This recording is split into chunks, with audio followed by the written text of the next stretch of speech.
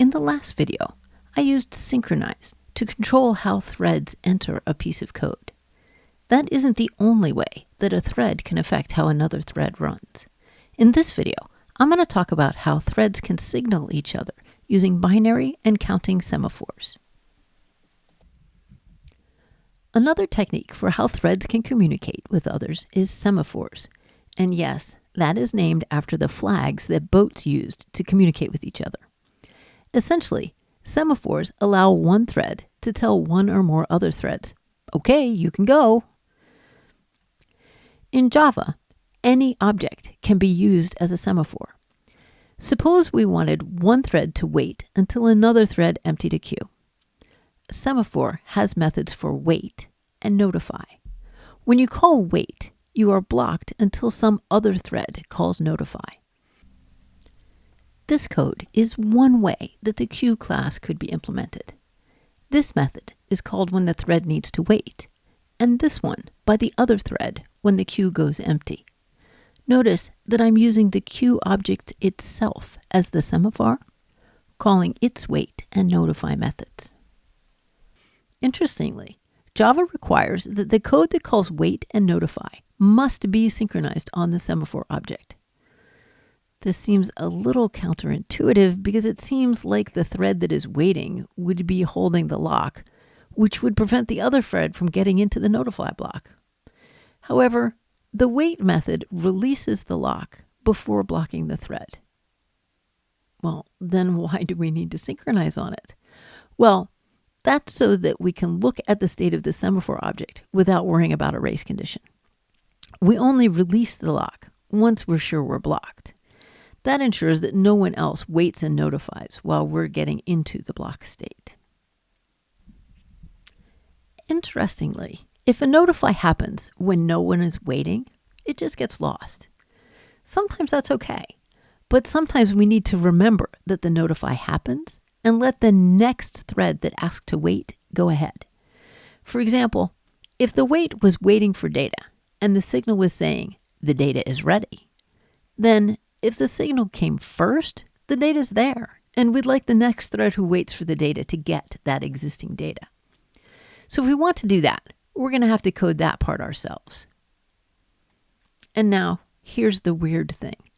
There's a possibility that a thread that is waiting will get unblocked even though nobody called notify. This is called a spurious wakeup, and it means that we have to check to be sure that the notify really happened. We do that by putting it in a loop. These examples pair wait with notify. One wait for one notify.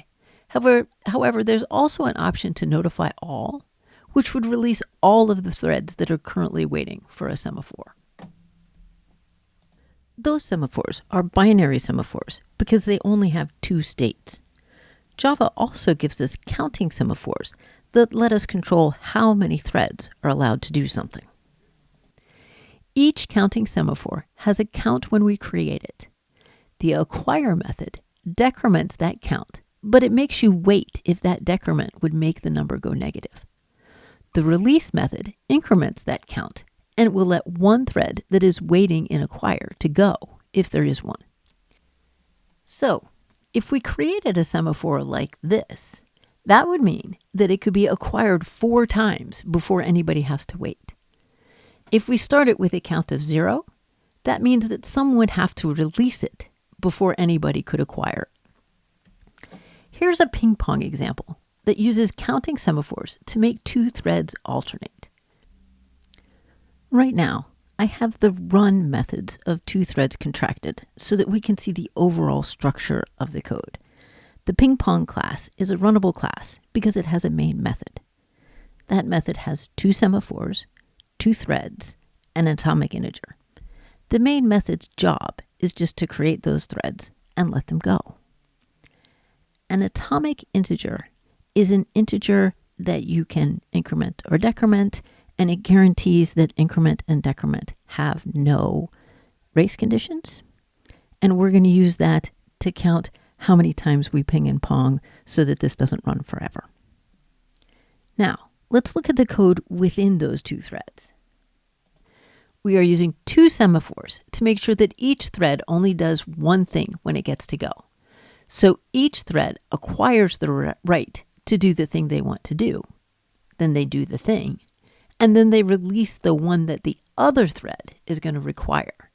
That forces alternating, and that each can only do one thing before the next one gets to go. We start both semaphores at 0, so both threads are going to wait as soon as they call acquire. Our main method releases ready to ping to get things going, and that will let the ping thread go first. Let's watch it run.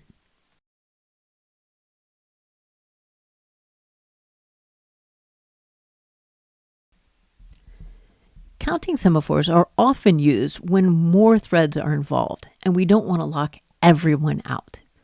A common example of this is if we have a set of threads producing information and a set of threads consuming that information with a shared buffer between the two sets of threads. If we say that that buffer can only hold one thing, we could follow the ping-pong example for reading and writing the buffer. We need to set up the semaphores so that the write thread goes first. Since it's acquiring ready to write, we need to start that at 1. And we need to put ready to read to start at 0, because the read thread shouldn't go until the write thread has put some data there.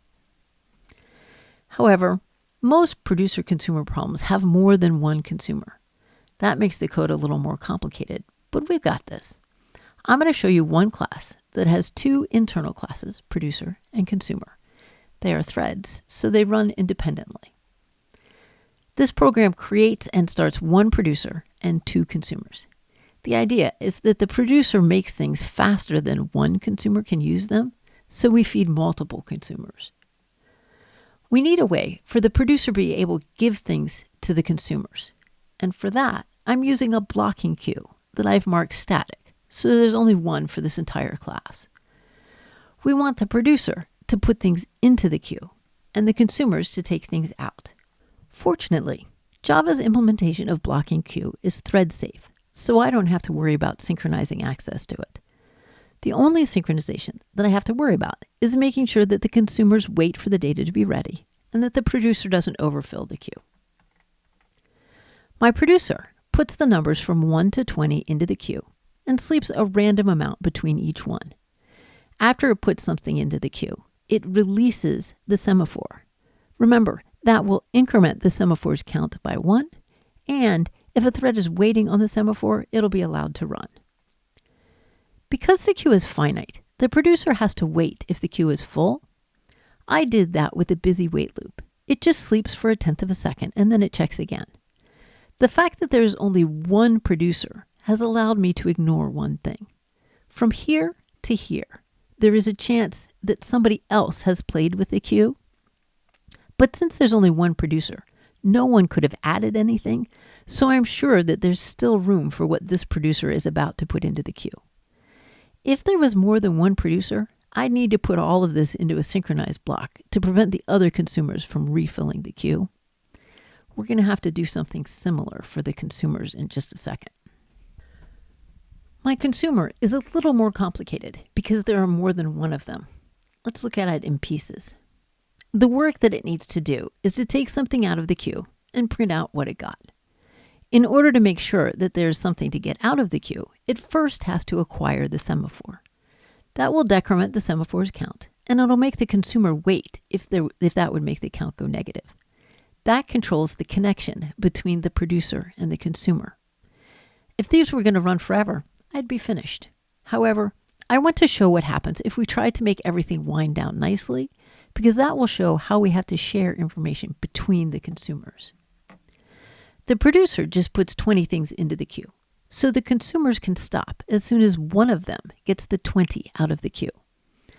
I've signaled that by having a Boolean that goes to true when the 20th thing comes out of the queue, and the consumers have a loop that stops when that happens. That Boolean is now a piece of data that is shared between the consumers, so we have to worry about race conditions with it. In particular, there's a chance that a consumer will check it, see that it's false, and then enter the loop. At this point, I'm nervous, because if the thread does the acquire and the 20th thing is already gone, the producer won't call release ever again, and this thread will be hung. My fear is focused on the instance between these two lines of code. If the thread lost the processor at that exact point, there's a chance that a different consumer thread will pull the 20 out of the queue, and we'll be stuck. Therefore, I need to add a synchronize block to be sure that only one thread can be in the section at any one point in time. Once the thread gets into that block, I have to recheck the Boolean to be sure that nobody else got the 20 while I was waiting to get in. But once we're in that block, we can be sure that nobody else is taking things out of the queue, so we're safe to do the acquire. Let's watch the output to be sure it works. There's a random effect, so it looks different each time, but I can see the producer fill the queue, and I don't get the exception that would happen if the producer overfilled the queue. The consumers read all 20 things out of the queue and everything stops nicely, so everything looks good. However, race conditions are difficult to reproduce and debug. I never saw the consumer hang because of the shared variable, but without the extra synchronized block, it could happen. Preventing that race condition required that I think carefully about how the consumers were sharing that variable and at what points that sharing could cause problems.